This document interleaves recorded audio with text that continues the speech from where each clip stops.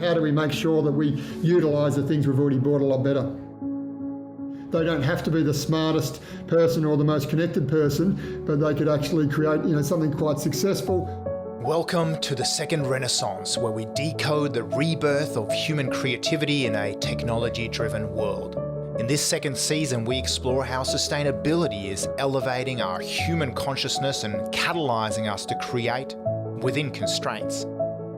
We decipher why now is the biggest entrepreneurial opportunity since the dawn of industrialisation, and what leaders can do to harness the winds of change. I'm Sorman-Nilsson, global futurist, impact champion, and father, and your host for the second Renaissance.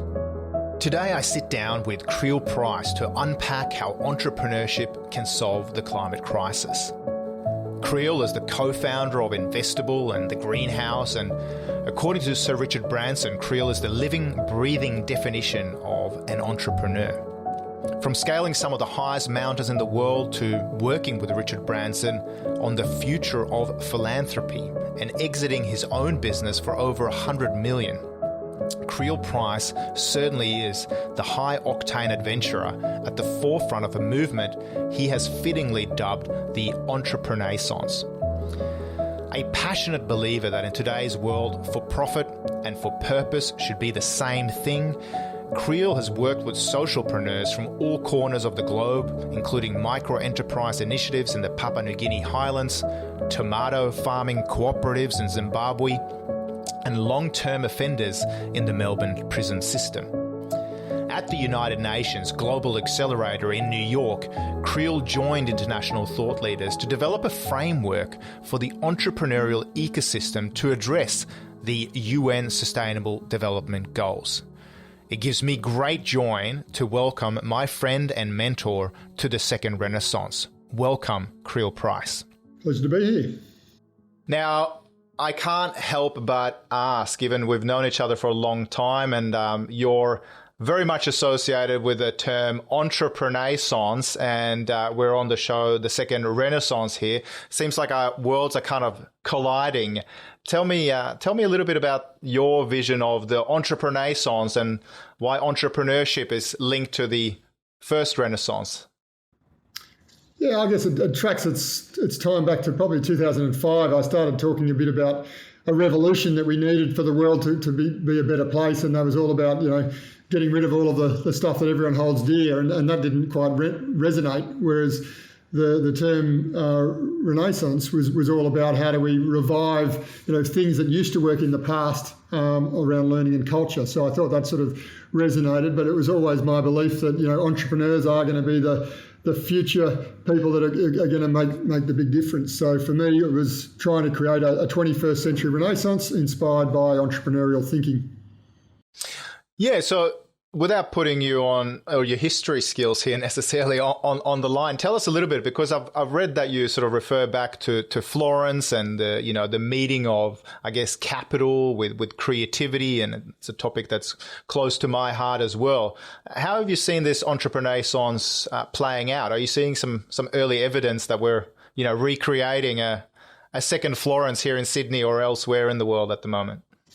Well, it's nearly become a cliche these days, but let me tell you, 2005, I was getting a lot of blank looks about why we would need more entrepreneurs. And there was three aspects to it: more entrepreneurs successful at business, and more entrepreneurs, with social values that were, not just trying to make money or make sales, was they had a bigger purpose.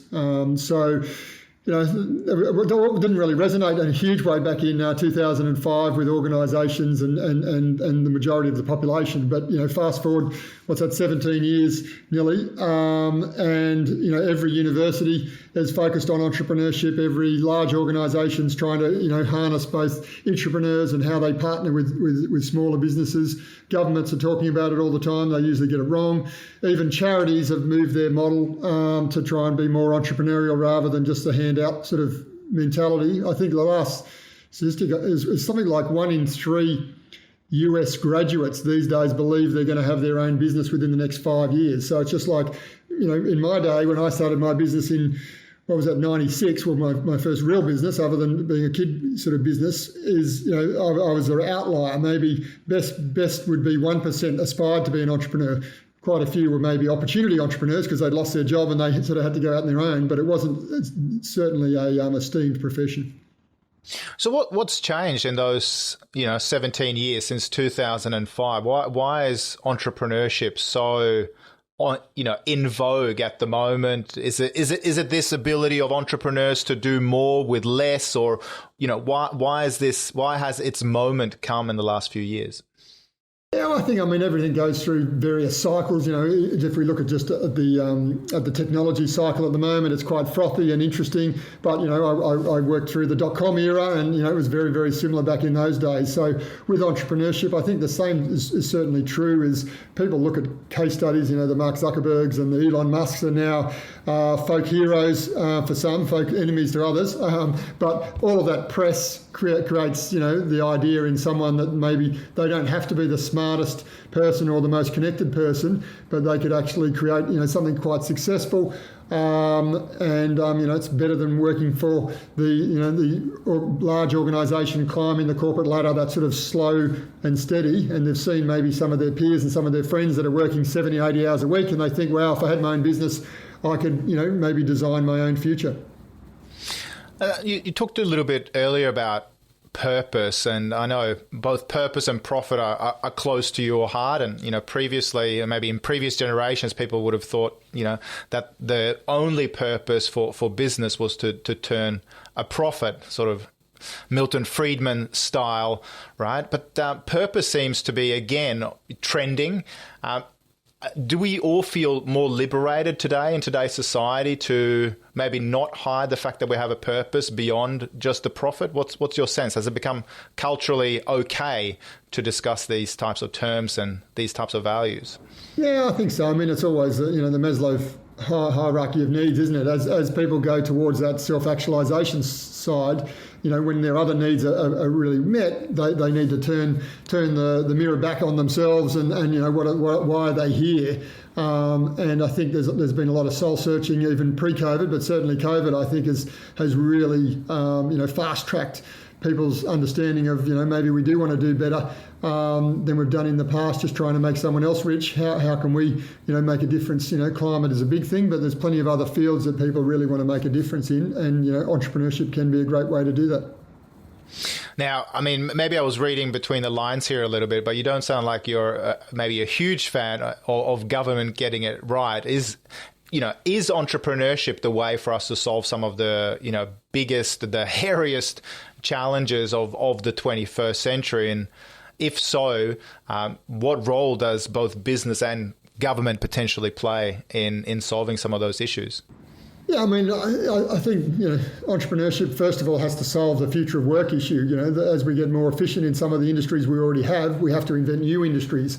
And that's why, back to the government side of things, it's really frustrating thinking about how, we were real leaders in solar technology in Australia, but, we're falling fast behind. That could have been, employed so much more employees than the coal industry ever did if we had have got that right, like Finland did around wind. I think it employs 30% of it's 30% of the GDP of Finland now because they invested early in wind technology.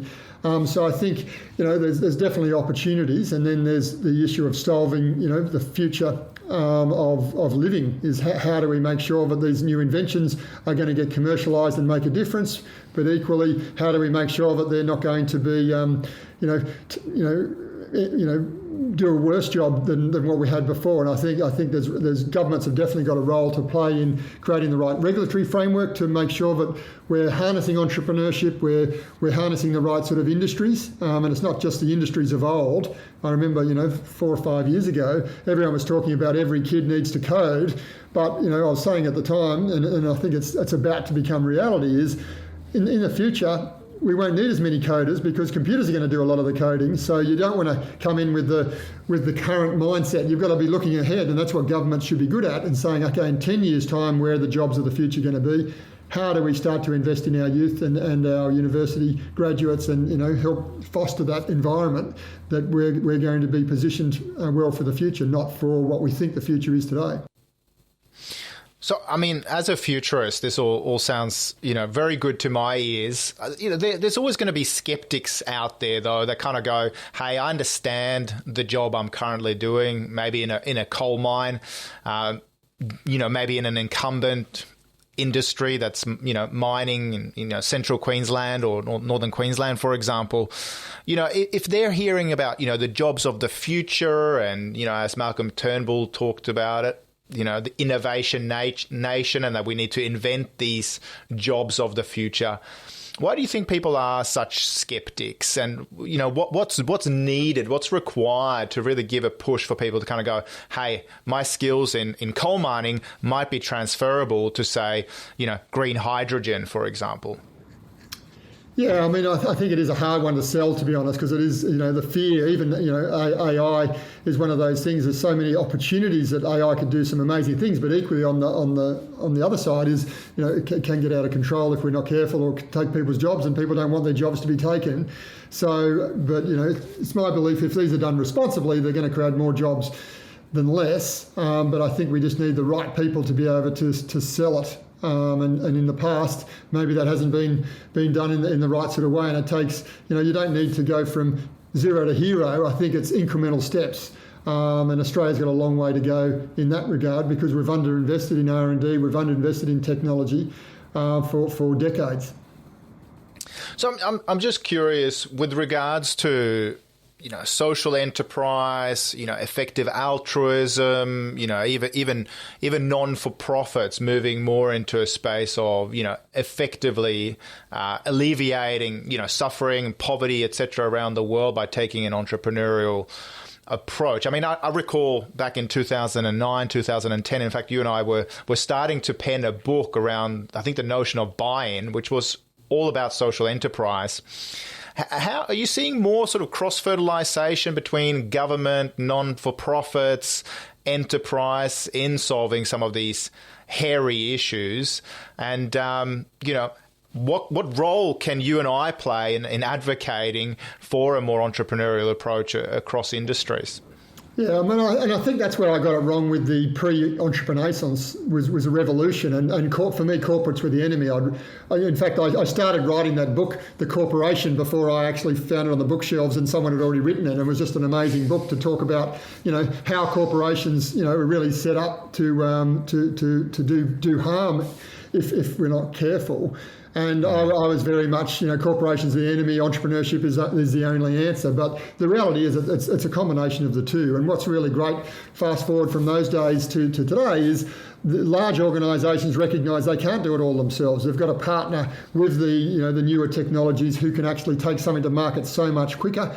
And it's not just about buying these companies. It's working out, okay, how do we reinvent the way that commerce is done in the past between the various parties, the large organisations that have got the brand and the customers and the systems and some amazing individuals, and the entrepreneurs that have got the fast moving potentially technologies that can actually change the future. So I'm seeing that in a big way around climate change, which I'm really focused on the last 2 years. We've only just launched our climate fund, but it's been in action for quite a while.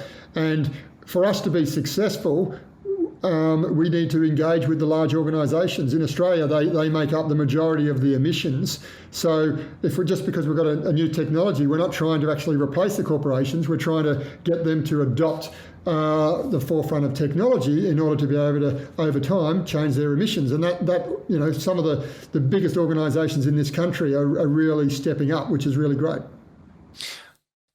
On that point, I mean, what are some of the most, in your mind or in your heart, what are the most heartening stories of corporations transforming into more sustainable business models for the future? Yeah, I mean, there's certainly greenwashing. I don't think anyone can say that doesn't exist. And CEOs are under a lot of pressure from their boards and their stakeholders, including their employees and their customers. So, but a good example that I'm quite close to is Lendlease. As a property company, they do a huge amount of construction. Construction's the second biggest polluter in the country. So they've actually put together a very aggressive net zero by 2025, but absolute net zero by 2035. And I think, from my understanding, certainly the only in Australia, but I think one of the few in the world that have actually set such an aggressive target. And they're going to need a lot of technology and a lot of collaboration to make that happen. But at least, as an organisation, they've really got behind that mission, which is going to take time, but will filter down through the ranks and file, and over time their business models will have to change. Now, I mean, you mentioned Lend-Lease, and I mean, the fascinating thing in your role too is that, as the head and one of the founders of Investible, and I'm going to get you to talk a little bit about this if you don't mind, you've also squarely invested into a new hub that I think you guys are launching at the beginning of 2022 called the Greenhouse in Sydney as a hub for entrepreneurs, and I'm assuming a lot of people in climate tech. And I think that is a collaboration, if I'm not mistaken, with Salesforce and Lend-Lease. Is that correct, or correct me if I'm wrong? They're certainly stakeholders. Lend-Lease owns the building and built the building, and it's one of the best credentialed as far as green technologies as it stands today, which is really great. Salesforce is the marquee tenant, and Mark Benioff is a real supporter of social initiatives around the world, and he's on the board of the B Team globally, and I've recently joined the B Team board here in Australia. So I think hopefully there will be some real collaborations with Salesforce, because they're an iconic tech company. And then the City of Sydney are the ones that have really sponsored this initiative. So it's a 500-seat climate tech hub where we're focusing on probably not, a lot of co-working focuses on startups, 1 or 2 person businesses, whereas this is really the 5 to 25 person business that's ready to commercialise around the world and really engage with larger organisations, because typically, organisations have been quite active in the startup space, but generally not a lot of stuff happens because these companies are just not procurement ready. So our job is, how do we get these companies to a stage where they can not only scale around the world, but they can actually take on these big challenges that large organisations have? Now, I mean, Investible is firmly in the sort of impact investing space, and I'm fascinated by the approach. I think you and Trevor Folsom started this back in 2013, 2014. To see what have been some of your early successes, and if there's anything in the pipeline that we should all be excited about. Yeah, I think there's huge amounts in the pipeline that you should be excited about, Anders. But Investible really started even before 2014 when we officially opened the doors. We'd been, when you sell a fairly large business, people are approaching you all the time with these amazing ideas, and you can't help but invest in some of those. And we were very fortunate. Well, Trevor at least was one of the very first investors in Canva, as an example. That's now this amazing, not only a $40 billion valuation business, but the founders have committed 30% of their own shareholding to the Canva Foundation. The staff culture they've built is amazing. The product is just, it's just, I can't say how much I think they're a model for the type of organisations that we need in the future. And the more Canvas we have, I think the future is looking very, very bright. But equally, we don't have many more $40 billion companies in our portfolio, but there's still some very exciting things that are happening. I think we've invested in 97 companies since 2010 now, which probably makes us one of the most active early stage investors in the country. But some exciting ones are, Akin, we've been invested for quite a few years now. They've created really an emotional intelligence for robots to help NASA, keep their astronauts, sane as they're flying around space. We've invested in AEV, which is a electric vehicle, which focuses mainly on the slow-moving electric vehicle market, but it's a real Australian technology that I think is hopefully going to make a big difference. Another one on the impact side might be Aerobe, is something more commercial, but it's a technology that as soon as you buy a garment at a retail store, you can actually log the garment then and there, so you can upcycle with a click of the button in the future. After 12 months, you're not using that garment. Rather than having to take photos, you can actually upcycle. So, the whole thing about climate change is not necessarily that we're not going to be spending, but how do we make sure that we utilise the things we've already bought a lot better? So within that context, I mean, you sort of alluded to one of your exits, which I imagine is the Blueprint Management Group. I think you guys sold for about 109, $110 million back in the day, in your mid-30s. Now, many people would have just, bought a yacht and cruised around the Mediterranean. Instead, you chose to start scaling mountains, which I know you've been doing for ages. But really, you doubled down on the impact of business in a positive way. What was the eureka moment, or has this always been part of your personality, or did you have a sort of a meaning revelation at that point in time? Well, in some ways, once an entrepreneur, always an entrepreneur. So it's hard to sit by the pool in a resort for more than a couple of days. So you've got to keep busy. And even before we'd sold our business, I'd actually retired 2 years prior to make sure we didn't have an earn-out or a workout, because I never wanted to work for someone else. So that sort of worked quite well. But it was at that stage that I started to work on the Entreprenaissance. But the Entreprenaissance could really trace its history back to some of the things that we did in Blueprint, which was, really staff engagement, things around traditional charities, but we would really, not it wasn't just about donating money. How could we get people's time into solving these big problems? And I think, I learned quite a lot around that, but equally around how positive as a culture builder it can be, rather than just paying people a wage at the end of the week and having these profit targets. How do you have some kind of other mission? And that's I think we did that fairly successfully. And for me, it was doubling down on that and saying, okay, how do I look myself in the mirror when I'm 85 years old and saying, what difference did I make on the planet? And for me, that difference was using my entrepreneurial ability, which I felt, I had some really great skills in. How do I bring those skills to bear in solving some of the world's biggest problems, particularly in the social area? I've done quite a lot of work in the third world as an example, to say, how do we not only inspire entrepreneurship to get more businesses, but how do we hopefully change some of the poverty cycle through that? Yeah. And so, I mean, as we think about that purpose, profit, meaning, I guess, various stages of life, you've now also become a farmer as well. I believe you're dialing in today from the Central Coast. Is this going back to your roots in regional New South Wales, or has this been a totally new passion that you've found? No, I think it's always been there. I just never wanted to be a hobby farmer where you're mowing grass every weekend. So for me, it had to be a commercial farm. And quite a few years ago, after selling the business, we looked to buy a massive cattle farm in the Northern Territory. But a few things conspired to prevent me from doing that, including a conversation with Richard Branson, who was one of the very first people to go no beef. It was such a big emitter that we needed to actually change the way that we ate. I think now that we're doubling down on climate, one of the big opportunities and probably the quickest win for the world is how we do food and agriculture. So in our greenhouse, there's 6 sectors that we've based around the UN, identified areas for reduction of emissions, and one of those is food and agriculture. So we're seeing all of these amazing technologies, and I just see a really positive, changing of the guard from the old way of doing things that maybe my dad, the farmer, used to do, to the new way of doing things, which is not only more efficient and more profitable, but it's actually better for the land, better for the consumer, because you've got food tasting better.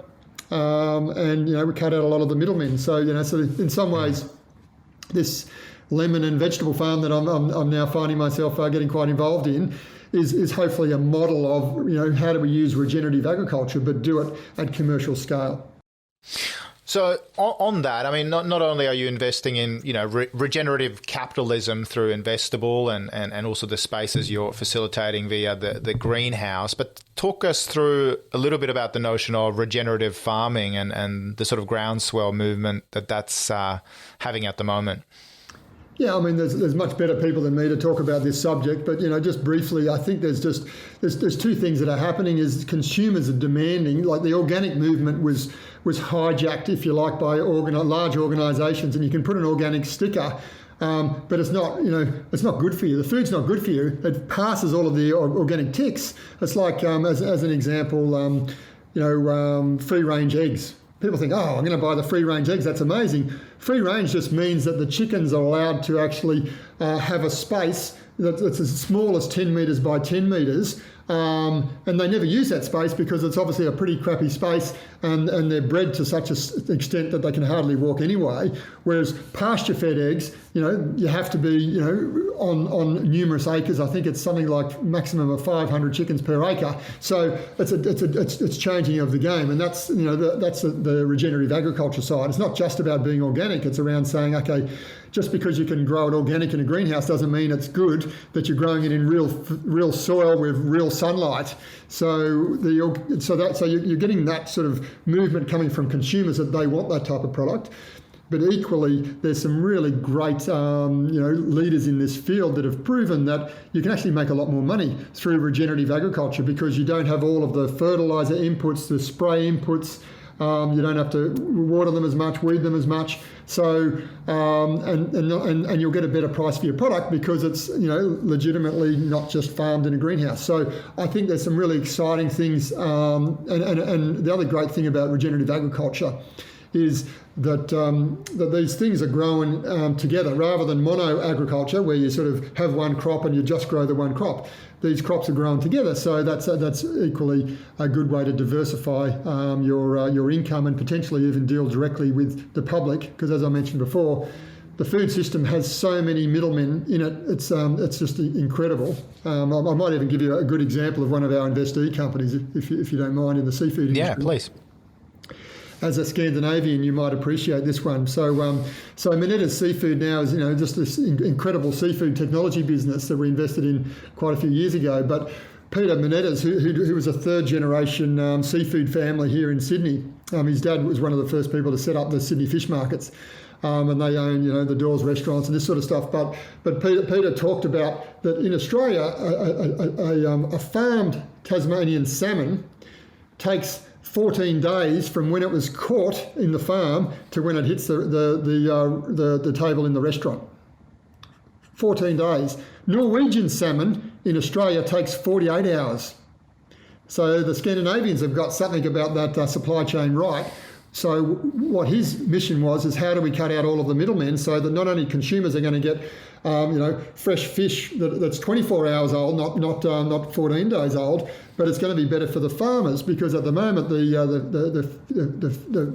person who's catching the fish, the fisherman, I was trying to find a different term than fisherman, fisher person, but they're not getting paid the appropriate amount per fish. So what do they have to do? They sort of have to overfish. So it's not good for the environment either. Whereas if you can actually cut out all the middlemen, the fisherman gets a lot more income, so they don't have to overfish, and the consumer gets a much better product. And we haven't got this supply chain. So if you catch a fish in Rockhampton, it still goes to the Sydney fish markets, and then it goes back to Woolworths at Rockhampton to be sold. That just doesn't make any sense. So how do we change the way that these type of things work? And technology is one of the real solutions to do that. Yeah, and I'm assuming lots of wastage in that whole supply chain as well, right? Yeah. So with Investible and with the greenhouse, your investments are not just about writing a check. It sounds like you have a real passion for mentoring entrepreneurs. What do you think, as angel investors, and correct me here if I'm wrong, but you take a very active approach in the sort of mentoring and in the physical creation of not just a co-working space, but really sort of creating an accelerator here for climate tech. How do you work with these entrepreneurs who find themselves having a new home in the greenhouse in the future? Yeah, I think there will be some accelerators in the capacity building component. We're mainly about scale-ups who are, to be frank, aren't going to be working in an accelerator. But those pre-scale-ups, we definitely in each of those 6 sectors will either be backing existing accelerators that work in those areas, or we'll be creating our own as a capacity building. But really, the core program for the greenhouse is a 2-year immersion of a company that's probably already been funded. We might give them additional funding in order to extend the runway, but it's an intensive program that it's not one size fits all. We need to find out, it could be, we're going to be working quite a lot in talent So we'll be looking for how do we identify some of the best talent out there, because when a startup wants a new person, they don't want to wait 6 months. They want them today because they're growing so fast, and sometimes that makes them make some pretty poor decisions, to be frank, of people that are just in front of them, whereas we want to be able to create a much better way a more efficient way of being able to achieve that. Some of them will need sales and networks. So if for instance, they've got big visions to expand into the US or Europe, how do we make sure they've got not a government landing pad, but another way of doing a landing pad that they meet the right sort of people, or have the right sort of people working for them to do that.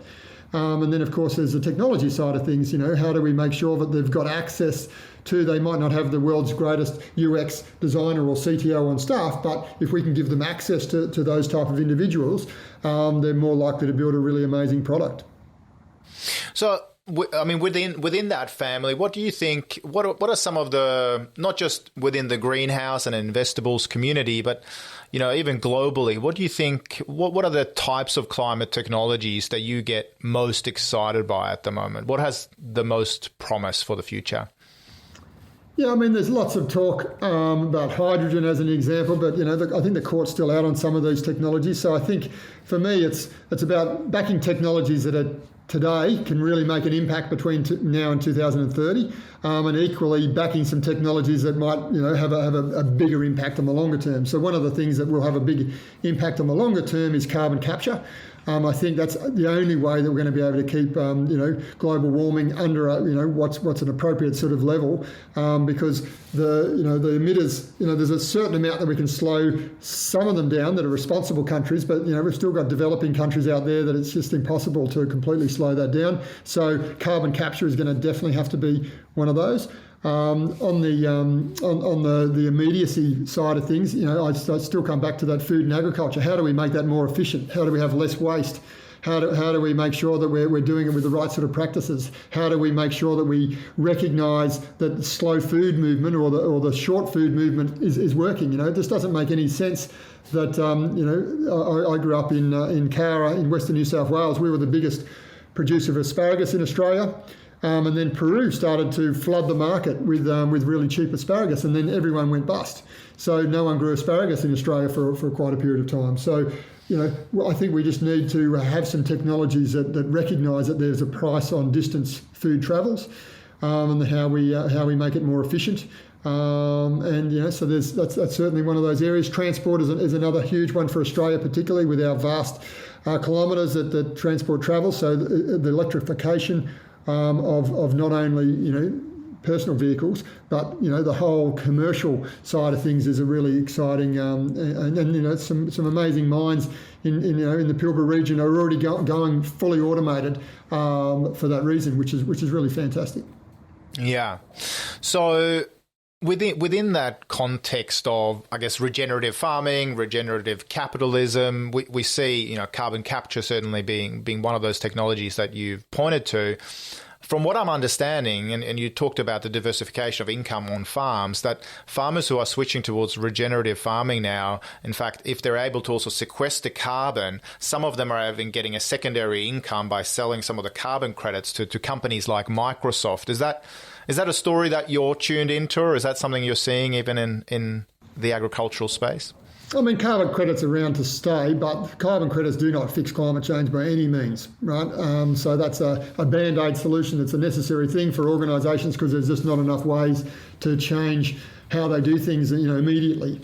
So, for instance, Lend-Lease, green cement is still a bit of a pipe dream. There's some real ways but the supply chain for cement is just so ingrained that it'll take decades to change the way that process happens in order to still efficiently build buildings with new types of products. But there's interest and it's happening. So I don't think carbon credits per se is the answer. And even if any farmers are online, most will admit that to do regenerative agriculture at a commercial scale it's still not there. We're talking hobby farmers that are getting some really good initial results, and that's really what I wanted to do with our farmers, saying, okay, it's not going to be easy, and that's why we're running commercial farming alongside regenerative farming, because regenerative will only win if you can actually compete to commercial farming. So I think that's the exciting field, and I think we will start to get there, but it's not there yet. Yeah, and I mean, I read this is not a criticism of regenerative farming, but you alluded to the organic movement a little while back. I read a story in the New Yorker magazine just this week, which was talking about a Midwest farmer who started up a company called Organic Land Management, and then started hiring or starting leasing land that was already certified as organic. He had about 5 different farms across the Missouri region, but then he also then started buying up large bulk quantities of GMO foods and then branding it, because one of his companies was around marketing for the organic sector, and then on-selling it for about double the price, and making $142 million over a period of years. Eventually, he got caught. Are these types of stories the stuff that will kind of be the fuel on the fire of the incumbents and the laggards who will say, hey, there's no merit to organic or regenerative farming or biodynamic because look at how these crooks utilize the movement in a negative way? Yeah, sadly, it's inevitable. Any new industry or industry that's very fast growing will attract cowboys or cowgirls, and I think a good example of that was the Australia. The government changed out the legislation around how to do home insulation. It seemed like the right sort of thing, but so many people died because it just attracted a whole heap of people that weren't qualified, did it in a rush job, they didn't have the right sort of materials or qualifications, and it was a disaster. And the same sort of thing as you're alluding to can really, in these new industries, particularly where there's a huge amount of money coming in. I mean, that's one of the things that we will have to watch in the climate tech space is where there's a huge amount of money, there's going to be a huge amount of interest, and you get a lot of, and it's not necessarily crooks that are going to be attracted. Sometimes it's people that should never be in that space at all. You get a couple of, amazingly intelligent individuals from some of the big consulting companies. I see that quite regularly. You go, wow, there's a lot of money in green cement.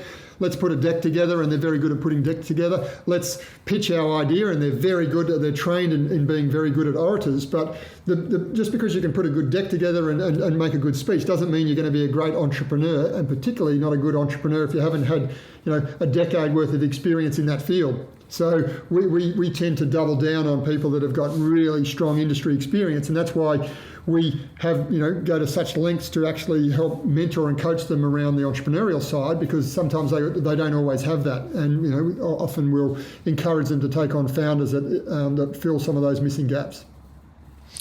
Yeah, because so much damage can be done when you say that when the cowboys come in a sense and hijack a particular space. And I'm not equating here in any ways, but it seems like Wall Street is really waking up to the idea of ESG, environmental, social governance, and that companies who do perform well in that space or in those spaces are now outperforming their peers. What would you say to not just Wall Street or the average investor who might not look at their superannuation very often? Is it to be invested still in potentially what's going to be future stranded assets and not taking an active role in your superannuation or your other investments? Is there an ethical duty here on people to look after where their money is and where it's being invested? Should they, just like Wall Street is now waking up with the likes of Larry Fink at BlackRock, is there an ethical but also a duty to your own family to think that, hey, this is the dumb money, it's invested in potentially stranded asset.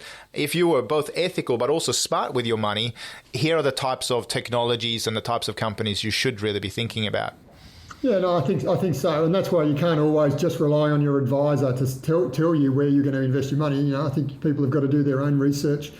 But certainly responsible investing is important. There's a huge amount of tailwind. So, even if those companies aren't any better than the average company, the tailwinds behind this space is going to push them up anyway. So I think it's a very good way to invest, but you've just got to be very careful of, just because it has an ESG sticker doesn't mean it's ESG, because as we talked about with the Cowboys side of things, there's plenty of people that are ESG washing their investments. So and equally there'll be a lot of people as money floods out of the ones that aren't ESG. Some people are going to make a lot of money in those because they're going to be undervalued, even though they've got good profit. It's a little bit like the facsimile. It took 20 years to die. Every year you think, the facsimile is going to die this year, and it didn't die. So there's still 20 years worth of profits that those companies really made. So I think there's some people playing both sides of the equation. But as an investor yourself, you've just got to back good managers that have got the right intent, and scratch the surface rather than just looking at the labels. Investible is a member of the Net Zero Asset Manager Initiative. Is that something you can tell me a little bit more about, given that it's sort of in the same vein as what we've just been talking about? Yeah, honestly, it's not me that's been driving that in the company, although I wholeheartedly support it. I think it's just a group of fund managers that have agreed to, go for that net zero. That's what we're supporting. And I think it's less about positive investment, but it's encouraged, but it's making sure that we're not investing in anything that is going to be detrimental. Certainly the way that we invest has been like that even before we signed up to that coalition. But it makes sense to be part of it, and the strength in numbers. The more people that recognise that brand, the better it is for everyone. So, you've always surrounded yourself with great collection of thinkers, the likes of Richard Branson and your co-founder Trevor Folsom and others from the thought leaders community through the ages, and many people have benefited from your mentorship. Who are the giants on whose shoulders you're standing, and who've inspired you in your current endeavours? Well, Richard certainly. Steve Jobs was certainly. There's lots to like about Steve. I remember after his book came out, I remember a couple of my ex-staff, it was just very different. They kept emailing me and calling me saying, I can't have read still I can't remember what the biography was called, but they said, I read his biography, can't work out how amazingly similar you are to Steve Jobs. What they actually meant was none of his good things, not because I have no eye for design. I'm not iconic. What they actually meant is some of Steve's worst qualities in some ways of him having that reality distortion theory that puts it out, puts an impossible task out there and just assumes you're going to get there, and it doesn't matter who gets run over in the process. So I actually took that to heart a little bit. So I guess when I'm mentoring these days, because sometimes when you're the entrepreneur, the head of an organisation, you're not as reflective as much about what impact you have on people. So I think I've had a little bit more time and maturity and wisdom maybe that observing others. So I like to think that I can share some of that, because I've been one of those entrepreneurs that puts people's noses out of joint, and there is a different way of doing that. Now, speaking about entrepreneurial journeys, we interviewed Dr. Amantha Imba, who you've probably come across in the entrepreneurial space over the years, and she shared with me a new innovation that she'd taken to heart, which was the failure resume. Obviously, you both are very, very successful individuals. I'm curious if there was a failure resume for Creel Price, any startups or lean startups or failing fast stories that you'd be happy to share that you've learned from and accelerated from. Sure. There's thousands, really. It's the worst thing about being, someone who is prolific at coming up with ideas is sometimes you've got to put those ideas into action, and action is the hardest thing. When we invest, as an example, we're not investing in the idea, we're investing in the people's ability to execute this over 10 years. So that's why it's not always the best ideas that get action, it's the best teams, because we know that their ideas can pivot and change And, a good example of that would be my mission around, kidpreneurism, if you will. So when I did that study about the 15th century Italian Renaissance, one of the things that really helped inspire that was the Medici family, really supported an artistic school for kids. And with the likes of Raphael and Michelangelo and Da Vinci, they believe even had a stint there. So I thought we'll do the same thing with young entrepreneurs. So I started that initiative in 2009 with Tanya, my wife. She was probably, to be fair, probably a little bit more on the sidelines when we first started. But I tried my damnedest for 5 years to make it successful. And sure, we helped a lot of kids start a business, but it just was unsustainable. It wasn't until Tanya took over quite a few years later that over the last 6 years, the success has been quite incredible. So I think I'll take that on as a failure during my tenure. But I've really seen and Tanya, we were trying to do it when we first started as an example with entrepreneurs. So it seemed obvious to me if you want to train little entrepreneurs, you should use bigger entrepreneurs. And so after school, every afternoon, we would have these entrepreneurs pour into schools and they would train people on entrepreneurship. But the missing gap was entrepreneurs are very bad teachers. So rather than do that, Tanya pivoted the model to train the teachers in entrepreneurship and then just bring in some entrepreneurs for some wisdom afterwards. And that model has worked a lot better. And even the second iteration around that was even engaging large organisations who want to have their staff a little bit more engaged. Because these organisations have already got these distribution networks with schools, etc. And rather than go to the schools direct, how do you work with, I think she's working with UNICEF now, she's working with the Smith family and some just amazing organisations that are really committed to helping more kids get exposed to innovation. Yeah, because that's the fascinating thing, right? I mean, even when we've been doing, future work studies and white papers, I often get asked, isn't it just all about STEM and sciences, technology, engineering and maths and teaching kids how to code? And, you touched upon this a moment ago, computers and robots and AI will probably learn how to code or code for us. So what do you see are the kind of core skills beyond entrepreneurship that the young people of today need to learn so that they're setting themselves up, or not just for the jobs of the future, but they might in fact be the designers of those jobs of the future? Yeah, I mean, I think which talks to where you've been talking about for some time around creativity. I think that's going to be the skill of the future is creativity. We need to make sure that our young people aren't necessarily taught creativity. They're given an opportunity to come up with their own version of creativity. And I think that's where we get a little bit wrong, is we think there's a formula for everything, and there's not always. I'm a huge fan of experiential learning in schools, rather than have a very set curriculum, and because kids can game a curriculum.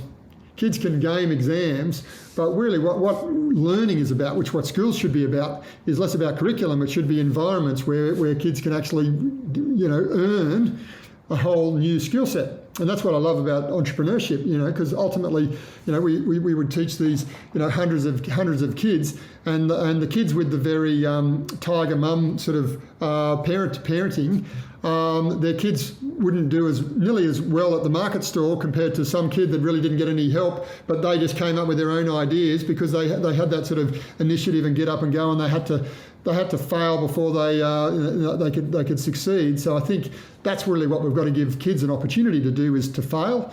We've got to give kids the opportunity to come up with their own version of creativity, and we've got to give kids the understanding that their future is not always get the highest mark, go to university, get a job with a prestigious organisation, work for another 60 years. I mean, that model is just completely, it was gone pre-COVID. COVID has just blown that apart. Except in a few professions that people in the future are going to have a portfolio career, and we need to gear them up for that. I'm curious, we spoke with Raj Sisodia, who's the author of Conscious Capitalism, together with John Mackey, the founder of Whole Foods, and also books like Firms of Endearment. Fascinating guy. And he talked about the feminization of values across corporations and across enterprise, and that, a lot of firms are now even started by women. And by the feminization of companies, he doesn't actually talk about necessarily just more women. But he says one of the challenges with capitalism up until this point has been that it's been hyper-masculine. hyper testosterone fueled. Are you seeing, I guess, more female entrepreneurial activity, but are you also seeing a values shift across society and the business space at the moment? Yeah, well, one of the things I will say, I mean, it even came out in your early questioning. You asked me about, a couple of companies that I was the most excited about, and I think all four have at least one female founder. And so Investible has a proud history investing into female-led companies. I think the average is somewhere less than 3%, the industry average, and we're close to 30%. And that's been a successful formula for us because ultimately it's not just about building a business; it's understanding the consumer, and of course females make up at least 50% of the consumers. So I think we've got good DNA in that regard. I think the world has changed. There's it's just a requirement these days to make sure that you really understand that females, we've got to give them a leg up where possible. But really, the most dynamic females don't need a leg up. They're knocking through the glass ceiling at a rate of knots anyway. But what I think one of the things around, and again, there's much better people than me to talk about this, but I think the future of the world is going to be collaboration. It's not going to be, I remember when I first started investing in the share market, I invested in a company called Pacific Dunlop, which was Australia's biggest conglomerate. They had businesses in so many different areas. Well, within years, Pacific Dunlop had to be broken up and focus in these really specific companies. And I think that trend has just only continued to a stage now where, large organisations are going to be a conglomeration of different smaller organisations or smaller divisions within that organisations and partnerships, and I think that's a really exciting version of entrepreneurship. The more feminine mindset, I think, is how do we do things together rather than how do we be the heroes ourselves only. So I'm always like casting my mind towards the future, and then tell me if this is getting a little bit fatalistic or even a little bit mortality focused here. But Creel Price on his deathbed at age 129 or whatever it happens to be because of regenerative farming and lots of evolutions and innovations in technology. Don't take that day as written anywhere. As a mantra necessarily, but I'm just postulating what's on your tombstone and what are you most proud of if you were to future gaze a little bit? Well, I mean, I think you'd be the same having a young family now as well. And part of it is you just want to have your kids proud of what you've done and who you are, rather than just not what you've done. It's who you are and where you're present with them in their development. So I think as a minimum, I'd want to make sure that that's something that I've achieved. Family is very important to me. The other thing, I think, I don't need thousands of people at my funeral. I think it's a self-satisfaction when I close my eyes for the last time is that I contributed to something that was a fun ride. But society is better off for it, and that hopefully I've turned on the entrepreneurial flame in some people that I'm not even aware of, and I don't need to take credit for that. I just need to feel comfortable that it happened. So on that, I think it's a beautiful motto and vision. Are there any stories of particular people that you've helped sort of tell a believable story of the benefits of entrepreneurship too over the years that have sort of gotten out of their own way or who've gone beyond distrust or even lack of confidence in themselves and in being able to make that shift into entrepreneurship that you're particularly proud of? Oh, well, it's probably not a great example. The first part of your question is probably solved for, but I remember my friend had to go and he was getting married like a month before me, and he was going to get married and went to this guy had started this really trendy sort of custom suit place. And my mate Stu was saying, how did you start this place? It's a bit out of the ordinary and that sort of stuff. He goes, I went to this seminar and I heard this guy speak, and I just thought, if he can do it, I can do it. And he started his business. And Stu said, who was it? And he said it was Creel Price. And so, of course, I was getting married a month later, so I went and got my suit there as well, so because I wanted to meet this guy. But it was just amazing how just 1 hour speak can actually be the difference. And I think that's what people don't recognise is when they're mentors is, you might not realise what difference you can actually make in someone's life, and sometimes if you try too hard, you don't make that difference. But it's those interactions that I think are most important. And, if I think about greenhouse, it's all about the collisions. We don't know exactly the formula of how we're going to do that, but as long as we make the collisions happen, we bring the right people to bear, the ones that need the knowledge and the ones that have the knowledge, there's going to be some magic happen. And so I think, I'm sure there's other stories, but none come to mind. I mean, I don't want to talk out of school with some of our portfolio companies, but we've had some pretty interesting times. You might have been familiar with that TV show that I did about three years ago called The Employable. So essentially we took 12 people from different walks of life and over the 12 weeks I aimed to set them up in a business. But there was one chap there that was in a wheelchair, and he wouldn't mind me sharing the story. Lazarus, he was a transgender that had this bicycle accident and lost his leg.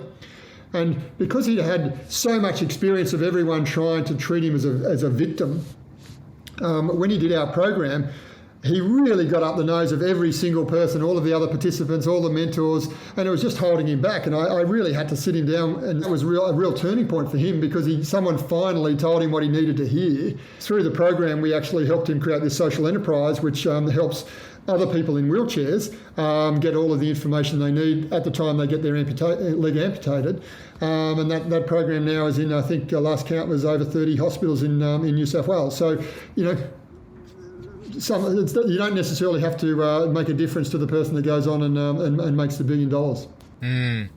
There's a saying that when the student is ready, the teacher or the mentor appears. I'm super grateful in my own entrepreneurial journey to have met the likes of you and other people from within the thought leaders community. I'm a member of the Entrepreneurs organization that I'm sure you're familiar with, and one of the favorite things about the Entrepreneurs organization that I really love is the fact that people, don't give advice, but we do experience shares. So we don't, when we do our deep dives or our 5% reflections and shares, the best parts of life and the worst parts of life, no one comes in and go, oh, you should do this.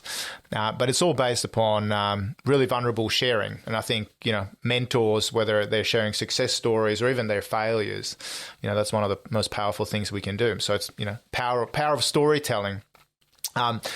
We're into the final quarter here, Creel. I think it's been a riveting conversation so far, and I guess it gives me sort of goosebumps to see that you are in a sense recreating a mini Florence in the heart of Sydney at Circular Quay with a greenhouse, and just like the Medicis did back in Renaissance Florence, as people of means, certainly they backed, young artists and young thinkers. You guys are doing, much the same, and hopefully creating some real innovation intersections, as my friend Frans Johansson, who I think coined the term the Medici effect once upon a time, would call it. So really great to have you on the show. Any final thoughts or reflections from your end, or any passion topics that you'd like to share?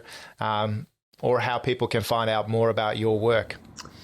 Sure. Well, you can always find me on LinkedIn or Investible.com is our investment business. It's probably the easiest way. We haven't gone live with Greenhouse because it won't launch till the end of next year. I think we got that slightly wrong in the call out up front, but it takes a while to actually to put these things together. It's still coming out of the ground, the building, but. So that's going to be certainly exciting. The greenhouse, we'd love to hear anyone that's involved in investment that wants to support the new generation of climate tech companies, large organisations particularly that want to collaborate and work out ways that we might be able to help them create a sustainable future for their products and services. And lastly, probably talent is who wants to work for a bunch of amazing companies that are going to go on and achieve some amazing things. Because for us, it's less about a a 0 or a 1, because at the moment you either work for the large organisation or you work for the tiny startup, and a lot of people can't make that transition. So what we're trying to do with the greenhouse is to make sure that you might start with a greenhouse, but we might give you 10 companies to work for, and it might take you 12 months before you find the one that you really want to double down on. Because when people are doing employment decisions, they might look at four companies that they'll say scale-up companies, they'll go and interview with 4, and then one might offer the job and they accept that job. Well, when we're looking at investment, we look at 100 companies for every one we invest in. And I think if you're an employee and you're doubling down on a startup or a scale-up, you're making an investment decision, because your wage is going to come down. You're going to spend the next potentially 5 years of your life, and your reputation is going to be at stake. So you've got to do that extra level of due diligence, if you like, and that's what we're trying to create for the talent. Is we would have already done that. We would have already picked the ones that we believe are going to be the winners of the future, and then you can experiment which one might really resonate with yourself. And you won't know that until you've worked for them for a period of time. Yeah, fantastic. So good opportunity to do some speed dating in the second Renaissance, the Entreprenaissance that's going to be happening at Investible and the Greenhouse. So great to have you on the show, Creel. Always fascinating to hear your thoughts and hear about your experiences. So thank you for spending time with us. No problem. Good to see you, Anders. Thank you for tuning in. Make sure you subscribe to the show in your podcatcher, and I'd be super grateful if you leave a review. For more information about the Second Renaissance and our work on sustainable innovation, please visit my website, www.sorman-Nilsson.com. We would appreciate if you can take a moment to share the podcast with a friend or a colleague and help build the movement. We hope that what we learn together on the Second Renaissance can help us all build a sustainable future for ourselves and our children. See you in the near future.